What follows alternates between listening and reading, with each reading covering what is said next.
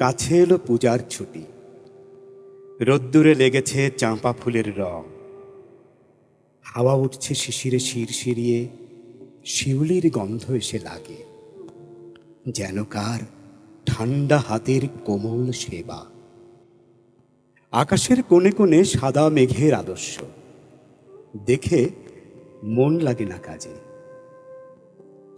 মাস্টারমশাই পড়িয়ে চলেন পাথুরে কয়লার আদিম কথা।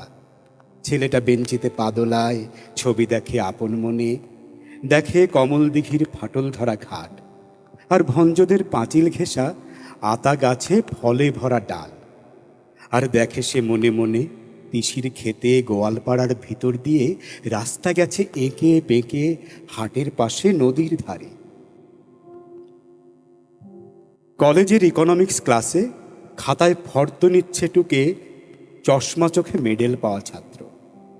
হালের লেখা কোনো উপন্যাস কিনতে হবে, ধারে মিলবে কোন দোকানে? মনে রেখো পাড়ের শাড়ি, সোনায় জড়ানো শাখা, দিল্লির কাজ করা লাল মখমলের চটি, আর যাই রেশমে বাঁধাই করা অ্যান্টিক কাগজে ছাপা কবিতার বই। এখনো তার নাম মনে পড়ছে না। ভবানীপুরের তেতলা বাড়িতে আলাপ চলছে সরু মোটা গলায়। এবার আবু পাহাড় না মাদুরা না ডালহৌসি কিংবা পুরী, নাকি সেই চিরকেলে চেনা লোকের দার্জিলিং।